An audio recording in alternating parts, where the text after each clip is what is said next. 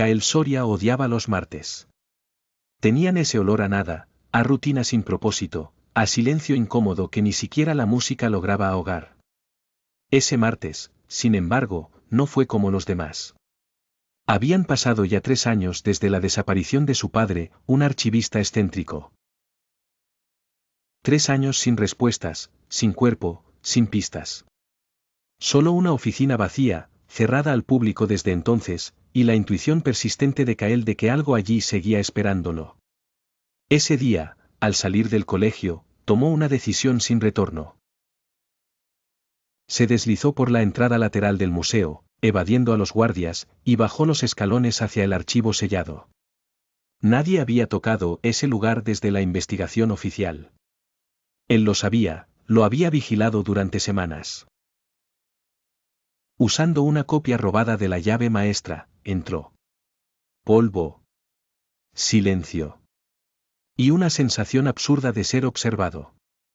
Todo seguía exactamente como su padre lo había dejado, papeles amarillentos, cajas rotuladas a mano, mapas colgados con alfileres oxidados. Y en el centro del escritorio, una caja pequeña de madera con el símbolo de un espiral tallado en la tapa. Kael la abrió. Dentro, rodeado de tela envejecida, flotaba un fragmento de cristal negro. No lo tocaba, flotaba. Vibraba suavemente como si respirara. Casi como si supiera que él estaba allí. La habitación pareció crujir. El aire se espesó. El corazón de Kael se aceleró sin razón. Y, aún sabiendo que no debía, extendió la mano. Apenas sus dedos rozaron la esquirla, el mundo parpadeó. La luz se fue. El silencio fue reemplazado por gritos, cristales rotos, el rugido de una multitud. Kael cayó de rodillas, pero ya no estaba en el archivo. Estaba en medio de una calle empedrada, de noche. La lluvia era fría, los gritos en alemán. A su izquierda, un hombre mayor era golpeado por 2 oficiales con brazaletes rojos. A su derecha, una tienda ardía.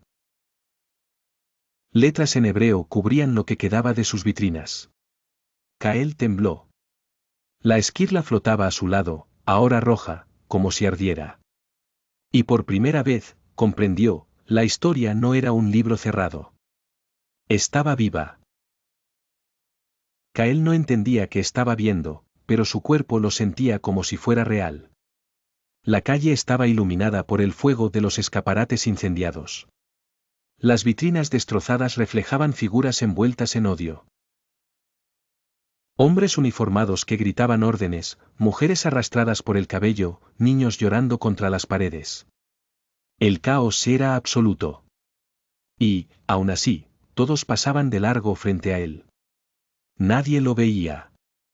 «¿Estoy muerto?», murmuró. Pero no estaba muerto. Su respiración era irregular. El aire estaba cargado de humo. La esquirla flotaba junto a su cabeza, vibrando con un zumbido bajo, constante. De pronto, Kael notó que el cristal apuntaba ligeramente hacia una esquina. Como si le señalara un destino. Dio un paso. El suelo resonó bajo sus zapatillas empapadas.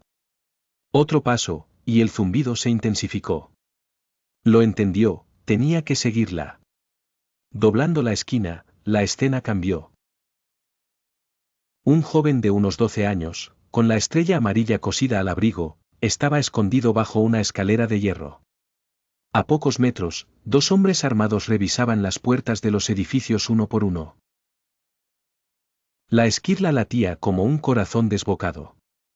Kael se agachó frente al niño, aunque sabía que no podía verlo. «Tranquilo, ya va a pasar», susurró, más para sí mismo que para él. Y entonces ocurrió, el niño levantó la vista. Lo miró directo a los ojos. Kael retrocedió. ¿Cómo era posible? «¿Quién eres?», dijo el niño, en un alemán entrecortado.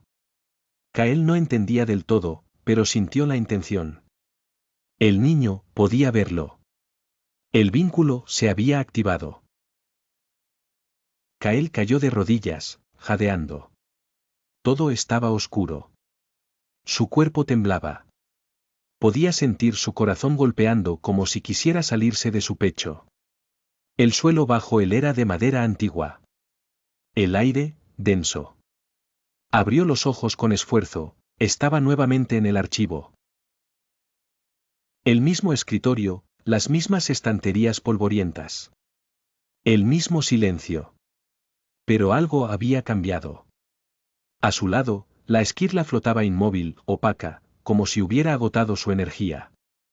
Bajó lentamente hasta posarse sobre la mesa, por primera vez en reposo. Kael estiró la mano temblorosa para tocarla, pero se detuvo a medio camino. Había algo más. Su mano no estaba sola. Aún sentía presión en los dedos, como si la pequeña mano del niño aún estuviera entrelazada con la suya. Pero no había nadie. Solo él. O eso pensaba, hasta que miró su muñeca. Había una mancha de hollín, como si hubiera tocado una pared carbonizada. El olor a humo seguía impregnado en su ropa. Una hebra de hilo amarillo colgaba de su chaqueta, no era suya. Se incorporó lentamente. Su mente giraba en espiral. Había viajado. No había otra explicación. Un salto. Una visión. Algo. Pero no era un sueño. Era real. Demasiado real. Miró la esquirla. No reaccionaba.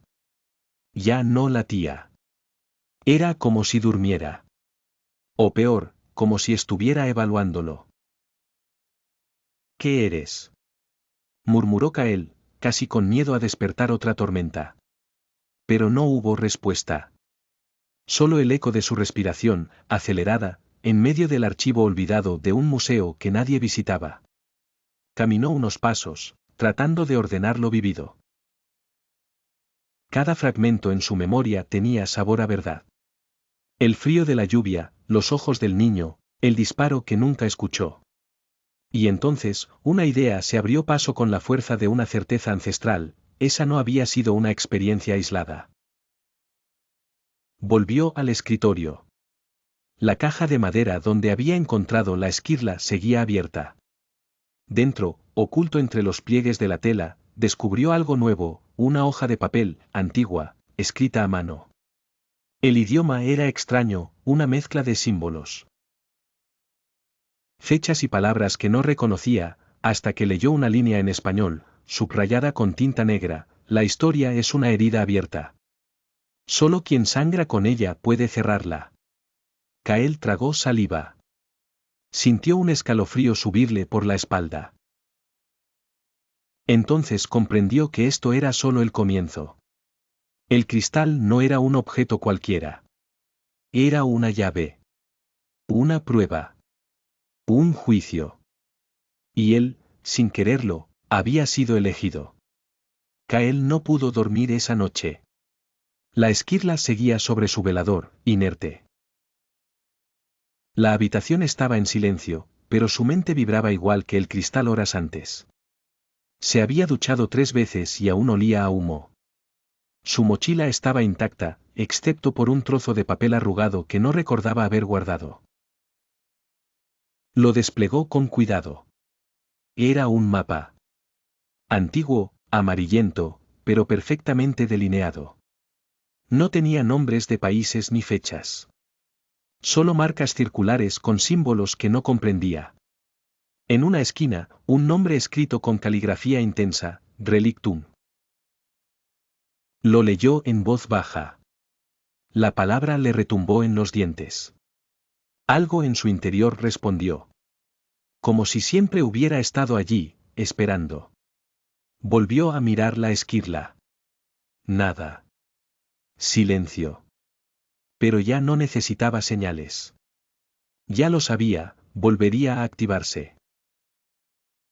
Y cuando lo hiciera, él tendría que estar listo. Cerró el mapa.